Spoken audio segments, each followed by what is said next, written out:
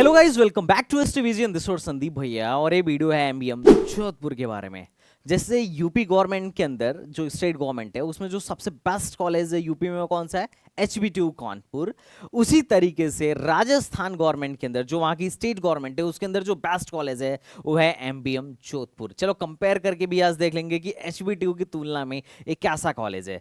अगर मतलब तुम ऐसा समझो मोटा मोटी कि राजस्थान में जो सबसे बेस्ट गवर्नमेंट इंजीनियरिंग कॉलेज है वो है आईआईटी जोधपुर। उसके बाद अपना आता है एनआईटी जयपुर और तीसरा जो नंबर है वो इसी एमबीएम जोधपुर का है। मैं प्राइवेट को कंसीडर नहीं कर रहा क्योंकि प्राइवेट में तो इससे बेहतर बहुत सारे कॉलेज है। तुम्हारा बिट्स पिलानी है, उसके अलावा अपना एलएनएमआईटी जयपुर है। There are many colleges in private, पर अगर मैं गवर्नमेंट की बात करूं तो तीसरे नंबर पर आता है। अब रीप राजस्थान की काउंसलिंग चूंकि 27 से शुरू होने वाली है तो बहुत सारे अदर स्टेट के बच्चे और साथ ही साथ होम स्टेट बच्चों की भी डिमांड थी कि भैया एमबीएम जोधपुर पर एक वीडियो बनाई जाए और बताई जाए कैसा है, किस रैंक तक एडमिशन होने वाला है और बाकी यहाँ का प्लेसमेंट स्टैटिक्स वगैरह कैसा है, और बाकी हमारे स्टेट के कॉलेजों से थोड़ा कंपेयर करके एक आइडिया दीजिए कि हमें एमबीएम जोधपुर जाना भी चाहिए या नहीं जाना चाहिए। तो आज पूरा का पूरा डिस्कशन उसी पर है, तो चलिए शुरू करते हैं। अगर मैं इस कॉलेज के बारे में बात करूं तो काफी पुराना कॉलेज है भैया। 15 अगस्त को बनाया गया था 15 अगस्त 1951 में इसको क्या किया गया था, इस्टेब्लिश किया गया था राजस्थान गवर्नमेंट के द्वारा। और इसका कैंपस एरिया 98 एकर्स का है। लगभग 70 साल की जर्नी है, देख चुका है। 40 से ज्यादा यहाँ पर यूजी और पीजी कोर्सेज हैं और एलुमिनाई नेटवर्क बहुत तगड़ा है। और यहाँ के प्लेसमेंट के पीछे का राज भी एलुमिनाई नेटवर्क ही है। ओके गाइस, तो आगे बढ़ते हैं। अगर मैं बात करूं इसकी कनेक्टिविटी की तो भैया सिटी के कोर में बसा हुआ है। मात्र और मात्र तुम जोधपुर रेलवे स्टेशन से, अगर मैं बात करूं जोधपुर रेलवे स्टेशन से, तो सिर्फ 3 किलोमीटर की दूरी पर ही है और एयरपोर्ट से 6 किलोमीटर की दूरी पर है। तो लोकेशन बहुत शानदार है, लड़कियों मतलब गर्ल्स के लिए तो काफी बढ़िया लोकेशन है। ओके गाइस, अगर मैं बात करूं कोर्सेज की तो देखो ये बहुत सारे कोर्सेज यहां पर देखने को मिल जाएंगे। कुछ कोर्सेज रेगुलर बेसिस पर है और कुछ सेल्फ फाइनेंस है। सेल्फ फाइनेंस का मतलब वहां पर सेल्फ फाइनेंस कोर्स एक तरीके से प्राइवेट टाइप का समझ सकते हो। हालांकि है ये सरकारी इंस्टीट्यूशन, लेकिन वहां पर फीस थोड़ा ज्यादा लगता है। ज्यादा नहीं लगता है, बस थोड़ा सा ज्यादा है। जैसे अपने आईटी लखनऊ में सीएससी सेल्फ फाइनेंस है ना, वैसे यहां पर भी बहुत सारे कोर्सेज सेल्फ फाइनेंस के भी हैं। यहां पर 3 ब्रांचेज जैसे हैं जो एनबीए से एग्रीडिएटेड है, जो कि मैकेनिकल इंजीनियरिंग है, प्रोडक्शन एंड इंडस्ट्रियल इंजीनियरिंग है और साथ ही साथ इलेक्ट्रिकल इंजीनियरिंग। इन ब्रांचों को एनबीए से एग्रेडिएशन मिला हुआ है। ऑलरेडी कॉलेज एआईसीटीई अप्रूव्ड है और चूंकि अब यूनिवर्सिटी भी बन चुका है तो यूजीसी का भी अप्रूवल कॉलेज के पास है। तो डोंट वरी गाइस, तो चलो थोड़ा सा हम आगे बढ़ते हैं। अगर मैं बात करूं यहां पर एडमिशन का, तो आपका एडमिशन होने वाला है आपके जेई मेन के रैंक के बेसिस पर। और ये फर्स्ट पीरियोडिटी होती है, सेकंड पीरियोडिटी होता है 12th का परसेंटेज, और थर्ड पीरियोडिटी है भैया आपका कुछ वोकेशनल कोर्स वगैरह या फिर percentage obtain in diploma engineering and technology. मतलब बेसिकली अगर आपको यहाँ अप्लाई करना है, पीरियोडिटी भी है उसके बारे में बात करेंगे, लेकिन यहाँ अगर आपको अप्लाई करना है तो इधर या तो आपका 12th हो या फिर आपका डिप्लोमा हो तो आप यहाँ पर अप्लाई कर सकते हो। बट आपका एडमिशन होगा जेईई मेन के रैंक के बेसिस पर। अगर मैं बात करूँ इसके इंपॉर्टेंट डेट्स की तो भैया देखो यहाँ पर इनका जो इंपॉर्टेंट डेट है वो 27 तारीख से इनका चॉइस फिलिंग वगैरह सारा शुरू होने वाला है। 27 तारीख से लेके 7 तारीख तक इनका रजिस्ट्रेशन एंड चॉइस फिलिंग चलेगा और लगभग टोटल 117 के आसपास कॉलेजेस यहां पर पार्टिसिपेट करते हैं रीप राजस्थान में। एमबीएम जोधपुर में भी जो एडमिशन होता है और रीप राजस्थान काउंसलिंग के थ्रू ही होता है। आपको अगर यहां एडमिशन लेना है तो आप 12th पास आउट हो या फिर 12th में अपीयरिंग हो और आपने जेईई मेन दिया है तो आप रीप राजस्थान के लिए आप एमबीएम जोधपुर में एडमिशन लेने के लिए एलिजिबल हो। बट आपको काउंसलिंग करानी होगी किसके थ्रू? रीप राजस्थान के थ्रू, जो कि काउंसलिंग 27 से 7 के बीच में आपका कंडक्ट होने वाला है, रजिस्ट्रेशन और चॉइस फिलिंग। बाकी काउंसलिंग तो लगभग 8 राउंड्स में होता है, उसके बारे में अलग से रीप राजस्थान की काउंसलिंग को अलग वीडियो में मैं अच्छे से समझा दूंगा। रीप राजस्थान का रजिस्ट्रेशन 27 से होने वाला है, ये ध्यान रखिएगा। रजिस्ट्रेशन फीस आपका जो है 590 रुपए है। और अगर मैं एलिजिबिलिटी क्राइटेरिया की बात करूं तो एटलीस्ट आपका बोर्ड में 45% मार्क्स होना चाहिए और अगर आप किसी रिजर्व्ड कैटेगरी से बिलोंग करते हैं तो you must have 40% marks, aggregate marks in PCM. Okay, तो यही मैंने आपको समझाया है कि रजिस्ट्रेशन 27 से 17 जुलाई तक चलने वाला है और टोटल 8 राउंड में रजिस्ट्रेशन होगा रीप राजस्थान का। 3 राउंड टीएफडब्ल्यू के लिए होगा और 2 राउंड आउटसाइड राजस्थान वालों के लिए होगा और लास्ट का 2 राउंड राजस्थान के कैंडिडेट के लिए होगा। और 8वां जो राउंड होता है वो डायरेक्ट एडमिशन होता है वैकेंट सीट पर, वो होता है कॉलेज लेवल काउंसलिंग। और ये बहुत महत्वपूर्ण है क्योंकि बहुत लो रैंक वालों का भी रीप राजस्थान में इस राउंड में हो जाता है एडमिशन, बट आपको इंफॉर्मेशन होनी चाहिए। अब मैं फीस स्ट्रक्चर की बात करता हूं। मैं फीस स्ट्रक्चर आपको एमबीएम जोधपुर का बता रहा हूं। पहली बात, यहाँ हॉस्टल फीस बहुत कम है, बहुत कम है, 10,000 रुपीज पर ईयर। और अगर मैं मेस फीस की बात करूं, थोड़ी महंगी है, आपका लगभग 3,000 रुपए पर मंथ आपको देखने को मिल जाता है। अगर मैं बात करूं तो देखो, अगर आप गर्ल कैंडिडेट हो तो 100% ऑलमोस्ट सबको यहां पर क्या मिल जाएगा, हॉस्टल मिल जाएगा। और यहां पर वेल फर्निश्ड एक नया हॉस्टल भी बना, आई थिंक 2 हॉस्टल्स बने हैं। लेकिन अगर आप बॉय हो तो भैया यहाँ पर सिर्फ 250 लोगों को ही हॉस्टल मिल पाता है, बाकी लोगों को बाहर रहना पड़ता है। और हॉस्टल मिलता किस बेसिस पर है, तो मेरिट बेसिस पर मिलता है। तो अगर आप लड़की हो तो चिंता की कोई बात नहीं है, आपको आराम से हॉस्टल मिलेगा। लेकिन लड़कों को थोड़ा सा हॉस्टल में प्रॉब्लम आएगी क्योंकि हॉस्टल का शॉर्टेज है। जिनकी मेरिट अच्छी है उनको ही ये लोग हॉस्टल पहले दे पाते हैं क्योंकि हॉस्टल का यहाँ पर शॉर्टेज है। बट कैंपस के बाहर बहुत सारा पीजी है जो कि मतलब वेल फर्निश्ड एंड मतलब काफ़ी अच्छे अच्छे आपको पीजी वगैरह मिल जाएगा। तो आप अपने अकॉर्डिंग, अपने खर्चे के अकॉर्डिंग देख के ले सकते हो। पर हॉस्टल में प्रॉब्लम आएगी, सबको हॉस्टल यहाँ पर नहीं मिलता है इन केस ऑफ बॉय। मैं अगर फीस स्ट्रक्चर की बात करूं तो फीस स्ट्रक्चर आपको थोड़ा सा समझ के चलना पड़ेगा। यहाँ पे 2-3 तरीके के फीस स्ट्रक्चर हैं। पहला फीस स्ट्रक्चर है सेल्फ फाइनेंस कोर्सेज के लिए, दूसरा फीस स्ट्रक्चर है किसके लिए, रेगुलर कोर्सेज के लिए, और तीसरा फीस स्ट्रक्चर है गर्ल्स कैंडिडेट के लिए। अब देखो, जो टीएफडब्ल्यू वाले हैं, सेल्फ फाइनेंस की अगर मैं बात करूं जिसमें इंफॉर्मेशन टेक्नोलॉजी और आपका AINDS जैसे कोर्सेज वगैरह आते हैं, आप देख लीजिएगा, वहां पर ट्यूशन फीस लगता है 24,500 पहले सेमेस्टर में। तो जब पहले सेमेस्टर में अगर आप एडमिशन लोगे तो आपको टोटल फीस 43,000 जमा करना पड़ेगा। और अगर आप ट्यूशन फीस वेवियर में हो तो मात्र 18,500 जमा करना पड़ेगा। और अगर आप रेगुलर कोर्सेज में हो, अगर आप रेगुलर जैसे कंप्यूटर साइंस मतलब एंड इंजीनियरिंग हो गया, EC हो गया, केमिकल हो गया, ये नाम यहाँ पे लिखे हुए, अगर आप उसमें हो तो फिर आपका ट्यूशन फीस मात्र 7,500 रुपए लगेगा। अरे भाई साहब, 7,500 रुपए पर सेमेस्टर में बीटेक। अगर 1 साल का ट्यूशन फीस लिया जाए तो 75 दूना मान के चलो आपका 15,000 में लोग बीटेक कंप्लीट करा रहे हैं। ट्यूशन फीस की मैं बात कर रहा हूं पर ईयर की, तो ये बहुत कम फीस है, बहुत नॉमिनल फीस है भाई साहब। आपका अगर टोटल फीस सारा कुछ जोड़ोगे, क्योंकि कॉशन मनी एंड बहुत सारी फीस होती है जब आप पहले साल जाते हो, तो यहां पर टोटल फीस आपका 28,000 आ जाएगा। लेकिन अगर आप गर्ल कैंडिडेट हो तो भैया ट्यूशन फीस तो लगता ही नहीं है। अगर आप गर्ल कैंडिडेट हो तो ट्यूशन फीस तो आपका लगने ही वाला नहीं है। उस केस में आपका मात्र 20,000 रुपए आपको फर्स्ट सेमेस्टर में देना पड़ेगा। तो ये फीस है टोटल फर्स्ट सेमेस्टर का। और सेकेंड सेमेस्टर से फिर आपकी फीस कम हो जाती है, 34,500 रुपए सेल्फ फाइनेंस वालों को देना पड़ता है और नॉर्मल लोगों को 19,500 रुपए देना पड़ता है और गर्ल कैटेगरी को 12,000 देना पड़ता है। तो भैया फीस के मामले में तो एमबीएम जोधपुर में टेंशन ही नहीं है यार, तुम खुद के पॉकेट मनी से इतना फीस दे लोगे, इतना कम फीस है। हाँ, हॉस्टल का थोड़ा सा महंगा है भाई, 40,000 के आसपास है, बट वो भी ज्यादा नहीं है, वो भी बहुत नॉमिनल है। इतना, इससे ज्यादा तो तुम्हारे घर पे, अगर घर पे भी बैठ के तुम्हें खिलाया पिलाया जाना, उससे ज्यादा का ही खर्चा आएगा। ओके, चलो अब बात करते हैं NIRF डेटा क्या बोलता है इनके बारे में, कि NIRF के अकॉर्डिंग इन्होंने जो डेटा सबमिट किया था उसमें 22-23 वाले सेशन में 439 बच्चे ग्रेजुएट हुए थे, 439। उसमें से 363 बच्चे प्लेस्ड हो गए थे, 363 बच्चे प्लेस्ड हो गए थे। तो परसेंटेज प्लेसमेंट भाई बहुत बढ़िया है। और अगर मीडियम सैलरी की बात करूं तो लगभग 9,14,000, 9.14 LPA इनका मीडियम सैलरी है, जो कि अति उत्तम है। और 28 बच्चे हायर स्टडीज के लिए भी गए हुए हैं। अब एक बात एमबीएम जोधपुर का ध्यान रखिएगा कि यहाँ का जो सिलेबस है काफी अच्छा है।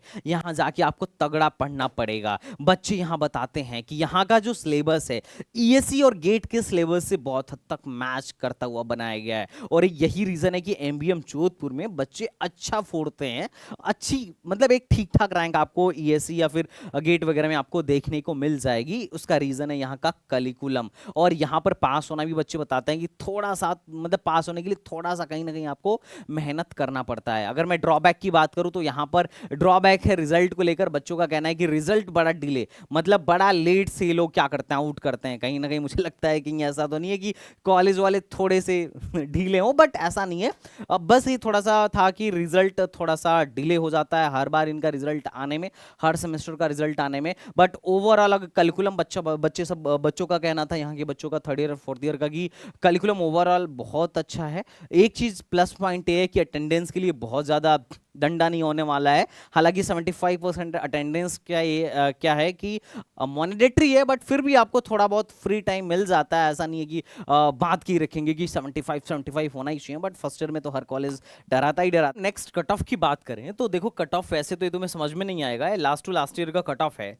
इसमें होता क्या है कि जब आप रीप में अप्लाई करते हो तो रीप वाले जेई मेन के आधार पर, जेई मेन के रैंक के आधार पर मेरिट बनाते हैं, और उसी मेरिट का ये दिया हुआ है। जब आपका मेरिट रैंक आ जाएगा ना, तब आपको ये समझ में आ जाएगा। बट मोटा मोटी किनको अप्लाई करना चाहिए एमबीएम जोधपुर के लिए रीप में मैं बता देता हूं। अगर आपकी अप टू 95 परसेंटाइल है तो आप सीएससी यहां पे आराम से एक्सपेक्ट कर सकते हो, कोई दिक्कत नहीं है। अगर 90 प्लस है तो आप ईसी वगैरह आराम से एक्सपेक्ट कर सकते हो, कोई दिक्कत नहीं है। अगर आप 80 प्लस हो तो भी आप अप्लाई करो, कोई ना कोई ब्रांच मिल जाएगा। 75 टू 80 परसेंटाइल पे भी कई बार चांस रहता है कि कोई ना कोई ब्रांच मिल जाए रीप राजस्थान में। अगर रीप राजस्थान के थ्रू यहाँ पर एमबीएम जोधपुर में, ये मोटा मोटी कट ऑफ का एक मैंने आपको आइडिया दे दिया। अब बात करते हैं प्लेसमेंट की। भाई साहब, प्लेसमेंट ही तो देखना था साहब, कौन सा ये कॉलेज का प्लेसमेंट कैसा है, और इसको एक बार कंपेयर करिए थोड़ा सा एचबीटीयू और आईटी लखनऊ जैसे एचबीटीयू और आईटी लखनऊ जैसे कॉलेजों से, ताकि बच्चे को पता चले। तो चलो हम पहले देखते हैं। अगर मैं बात करूं कंप्यूटर साइंस का, जो कि मतलब इन जनरल जब बच्चा कॉलेज में प्लेसमेंट देखता है तो सबसे पहले कंप्यूटर साइंस का देखता है, क्योंकि सबसे ज्यादा जो पैकेज लगती है कंप्यूटर साइंस वालों की लगती है। सबसे ज्यादा प्लेस्ड अगर किसी ब्रांच के बच्चे होते हैं तो कंप्यूटर साइंस वालों के होते हैं। एवरेज पैकेज सबसे ज्यादा किसी का होता है, किसी ब्रांच का होता है तो कंप्यूटर साइंस का होता है। बट इस कॉलेज में थोड़ा सा उल्टा है। अगर मैं बात करूं कंप्यूटर साइंस की, तो यहां पर कंप्यूटर साइंस में पिछले बार 37 बच्चे प्लेस्ड हुए हैं, और टोटल कितने बच्चे थे, 60 बच्चों के आसपास संख्या थी, जिसमें से 37 बच्चे 2023 में प्लेस्ड हुए थे, और हाईएस्ट सैलरी 15 लाख के आसपास की थी। एवरेज सैलरी 7.9 थी, और मीडियन सैलरी 6.5 थी। मतलब 37 में से ऐसे ऐसे मोटा मोटी तुम मान लो कि 18 बच्चे ऐसे होंगे जिनकी सैलरी 6.5 लाख से ज्यादा होगी, और 18-19 बच्चे ऐसे होंगे जिनकी सैलरी 6.5 लाख से कम की होगी। लेकिन अगर मैं लोअर ब्रांच से इसको कंपेयर करूं, जैसे माइनिंग से, तो माइनिंग में 40 बच्चे थे, 40 में से कितने प्लेस्ड हो गए, 31 प्लेस्ड हो गए, और हाईएस्ट सैलरी 15.9 थी, एवरेज सैलरी 15.3, और मीडियन सैलरी 15.9 थी। मतलब 40 में से 31 बच्चे प्लेस्ड हुए, जबरदस्त प्लेसमेंट परसेंटेज एक नीचे की ब्रांच में, और मीडियन सैलरी इनकी जबरदस्त है, 15.9 है। अब जैसे ही मैंने देखा, हमने बच्चों से तुरंत में पहुंच गया बात करने और थोड़ा रिसर्च करने की क्या चल रहा है। फिर मैं जब पता किया तो पता चला कि इनके यहाँ लास्ट ईयर वेदांता आई थी, और 31 में से 30 बच्चों को, मतलब 40 में से आउट ऑफ 40 30 बच्चों को तो वेदांता लेके गई थी 16 लाख 16 एलपीए के पैकेज पर। मैं बोला अरे भाई, और क्यों लेकर गई थी, थोड़ा रिसर्च पर पता चला कि जो वेदांता के एक सीईओ थे, फॉर्मर सीईओ थे महेंद्र सिंह मेहता, इन्होंने अपनी पढ़ाई कहाँ से कर रखी है, एमबीएम जोधपुर से कर रखी है, और अब उनका ग्रेजुएशन एमबीएम जोधपुर से था, और मास्टर्स उन्होंने आईआईटी अहमदाबाद से कर रखा था। मतलब यहाँ के सीईओ जो थे इनके एलुमिनाई थे, और यही रीजन है कि हर साल वेदांता आ ही रही है, वेदांता आती है, और भी बहुत सारी कंपनीज आती हैं, तो इनका एलुमिनाई ल्यूमिनाई नेटवर्क इतना तगड़ा है कि भाई माइनिंग जैसे ब्रांच में नॉट ओनली 1 ईयर, पिछले साल भी माइनिंग में मैक्सिमम पैकेज 15 एलपीए का था, एवरेज पैकेज 11 एलपीए का था और मीडियन सैलरी 15 एलपीए का था। और 40 में से 27 बच्चे 2022 में भी कोविड में भी क्या हुए थे, प्लेस्ड हुए थे। और उससे पहले भी 14 बच्चे प्लेस्ड हुए थे माइनिंग में और उस टाइम पे भी मीडियन सैलरी 7.9 था। मतलब in at the time of Covid, वहां पर भी कोविड में भी माइनिंग जैसे ब्रांच में प्लेसमेंट हुआ था, जबकि ऑलमोस्ट सारी ब्रांच का प्लेसमेंट ठप हो गया था। सिर्फ सीएस आईटी और सीएस फैमिली ही चल रहा था due to work from home. मतलब तुम देख सकते हो कि यहां पर नॉट ओनली माइनिंग, अगर तुम इलेक्ट्रिकल में देखो तो सबसे ज्यादा प्लेसमेंट हुआ है। 60 में से मोटा मोटी इलेक्ट्रिकल में जो सीट्स हैं लगभग लगभग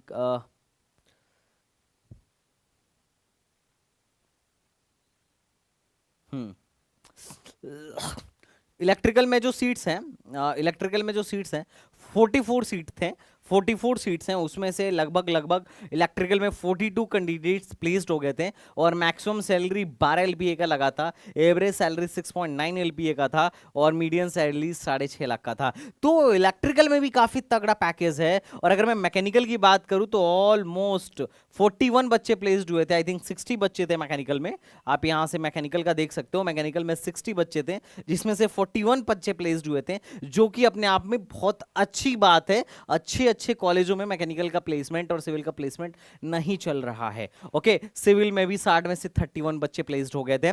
अगर मैं हाईएस्ट पैकेज की बात करूं तो 16.5 लाख, मतलब एमबीएम से जो हाईएस्ट पैकेज लगा था वो मैकेनिकल वाले बच्चे का लगा था और एवरेज पैकेज 7 लाख का था और मीडियन सैलरी 6.5 लाख की थी। तो ओवरऑल अगर तुम देखोगे ना तो कोर ब्रांच में अच्छा प्लेसमेंट दे रहा है एमबीएम जोधपुर। यहां पर कोर में अच्छा पैकेजेस लग रहा है। वैसे कंप्यूटर को अगर मैं देखूं तो इतना खास नहीं है, 6.5 लाख का पैकेज तो कहीं से भी लग जाता है। हमारे नोएडा गाजियाबाद के प्राइवेट कॉलेज वाले भी 6.5 लाख का एवरेज पैकेज देते हैं, 7-8 लाख का एवरेज पैकेज देते हैं। तो ऐसा कुछ खास नहीं है। अगर इसको तुम एचबीटीयू से कंपेयर करो तो एचबीटीयू में कंप्यूटर साइंस का एवरेज पैकेज 12 लाख का है, जबकि यहाँ पे तो उससे काफी कम है। और परसेंटेज प्लेसमेंट भी एचबीटीयू में बहुत ज्यादा है as compare to MBM Jodhpur. In fact अगर आईटी से भी कंपेयर करोगे तो भी उसके कंप्यूटर साइंस से नीचे ही इसका कंप्यूटर साइंस आएगा। बट अगर तुम माइनिंग या कोर ब्रांच को कंपेयर करो तो आईटी लखनऊ से इनका माइनिंग वाइनिंग या इनका मैकेनिकल वगैरह सही दे रहा है प्लेसमेंट, अगर तुम कंपेयर कर रहे हो तो। ओके, बट अपने आगे जो केनाईटी सुल्तानपुर बीआईटी झांसी हैं, उनके जो एक कोर ब्रांचेस हैं उनसे तो काफी बढ़िया प्लेसमेंट दे रहे हैं कोर में। तो that's a very nice thing. तो अगर आप चाहो तो यहां पर भी अप्लाई कर सकते हो, रीप राजस्थान में भी अप्लाई कर सकते हो और यहां पर अपनी काउंसलिंग करा सकते हो। पिछले 3 सालों का मैंने प्लेसमेंट स्टैटिक्स आपके सामने खोल के रख दिया जो वेबसाइट पर मुझे मिला था। ओके, ये कुछ रिक्रूटर्स हैं जो पास्ट ईयर्स में इनके यहां से आकर रिक्रूट किए हुए हैं और ये लोग इंटर्नशिप्स भी प्रोवाइड कराते हैं, including ISRO and many more companies. इसको मैं यहां पर डाल दिया हूं, you can see here. Okay, अब मैं बात करता हूं हाईएस्ट पैकेज का। तो पिछले साल हाईएस्ट पैकेज 32 एलपीए रहा और इस मतलब लास्ट ईयर 2023 में हाईएस्ट पैकेज 51 एलपीए का रहा, जो कि ऑफ कैंपस था। क्या था बेटा? Off campus. मैं तुम्हें प्रूफ भी दिखा देता हूं भैया, ये देख लो। खुशी पुरोहित करके एक दीदी हैं, ये माइक्रोसॉफ्ट में इनका 51 एलपीए का क्या लगा है, इनका जो प्लेसमेंट लगा है दैट वाज 51 एलपीए, जो एमबीएम जोधपुर से ही लास्ट ईयर थी। अगर एवरेज पैकेज की बात करें तो 6 से 6.5 लाख के बीच एवरेज पैकेज एक्सपेक्ट कर सकते हो। और माइनिंग का पैकेज ओवरऑल पिछले 2-3 सालों का देखो तो 12 एलपीए तक तुम बोल सकते हो और मीडियन सैलरी 9.14 एलपीए यहां पर तुम बोल सकते हो अकॉर्डिंग टू एनआईआरएफ डेटा। बाकी तो 6.5 लाख ही मीडियम सैलरी के आसपास है। ओके, पिछले 3 सालों से अगर मैं कंपेयर करूं इनकी प्लेसमेंट को तो डे बाय डे इनका प्लेसमेंट थोड़ा सा इंक्रीज ही हुआ है, थोड़ा क्या अच्छा खासा इंक्रीज तुम्हें देखने को मिल सकता है। अब चूंकि नंबर ऑफ कैंडिडेट्स इस कॉलेज में इंक्रीज हो रहे हैं, नई नई ब्रांचेस खुल रही हैं, तो नंबर ऑफ प्लेसमेंट्स भी ऑब्वियसली इंक्रीज होगा। बट फिर भी पिछले सालों से देखा जाए, जैसे 2021 में 200 बच्चे प्लेस्ड हुए थे, 2022 में 250 बच्चे प्लेस्ड हुए थे और 2023 में मतलब 330 के आसपास 330 के आसपास बच्चे प्लेस्ड हुए थे अकॉर्डिंग टू दिस ग्राफ। अगर मैं यहाँ बात करूँ नोटेबल एलुमनाई का तो काफी ज्यादा, जैसे अभी मैंने तुम्हें बताया वेदांता के जो फॉर्मर सीईओ थे वो यहीं के पास आउट थे, मिनी ऑरेंज के सीईओ यहाँ के पास आउट हैं। इसके अलावा ये काफी नोटेबल एलुमनाइज श्री अश्वनी वैष्णव सर हैं जो सेंट्रल मिनिस्टर हैं रेलवे में, electronics and information technology and communications में। उसके अलावा बहुत सारे लोग हैं जो तुम यहाँ पर देख सकते हो। और अगर उसके बाद मैं बात करूं कि ये कॉलेज कैसा है ओवरऑल, यहाँ तुम्हें जाना चाहिए या नहीं जाना चाहिए, तो ऑब्वियसली यार देखो वहाँ का राजस्थान का one of the best government college है, तो तुम डेफिनेटली इसको क्या कर सकते हो, कंसिडर कर सकते हो। क्योंकि जितने कम पैसे में ये लोग बीटेक करा रहे हैं, मतलब क्या ही है 7500 रुपये, मतलब 15,000 रुपये मोटा मोटी ट्यूशन फीस है, तो ये तो बहुत कम ले रहे हैं। आरओआई के मामले में तो बहुत ज़बरदस्त कॉलेज हो गया। अगर हम कॉन्स की बात करें तो कॉन्स यही है कि रिजल्ट बहुत लेट से ये लोग क्या करते हैं, निकालते हैं, रिजल्ट बहुत लेट से निकालते हैं। दूसरा, हॉस्टल सबको नहीं मिल पाता है। और बाकी तो ओवरऑल सब बढ़िया यार। कॉलेज शहर में ही स्थित है। हाँ, अगर तुम इसको एचबीडीयू से कंपेयर करोगे तो एचबीडीयू जैसा तो बिल्कुल नहीं है। हाँ, आईआईटी लखनऊ में अगर सीएसई चूज करना हो तो तुम आईआईटी लखनऊ में चूज करना, अब ना कि यहाँ पर चूज कर लेना।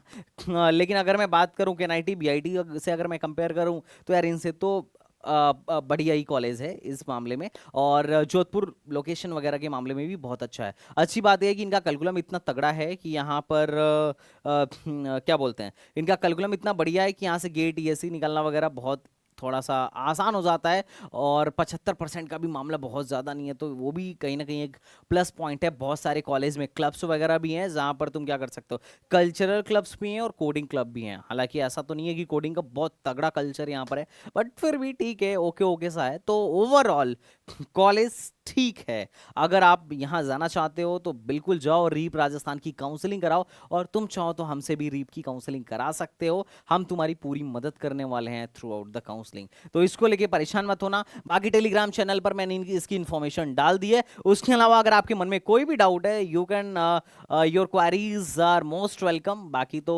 ऑलमोस्ट सारी चीजें मैंने एक्सप्लेन कर ही दिया है। इसके अलावा कोई भी डाउट हो तो कमेंट बॉक्स में पूछ लीजिएगा। नेक्स्ट किस कॉलेज के बारे में आप जानना चाहते हैं, बिल्कुल पूछिए, क्योंकि इन डेप्थ नॉलेज आपको बताया जाएगा यहाँ पर। काफ़ी अच्छे से वेल रिसर्च करके हम ग्राउंड रियलिटी की बात करते हैं, ना कि ऊपर ऊपर की बातें कर लेते हैं। तो ये था आपका एमबीएम जोधपुर। तो चलिए मिलता है नेक्स्ट वीडियो में, तब तक के लिए बाय बाय, टाटा एंड जय हिंद।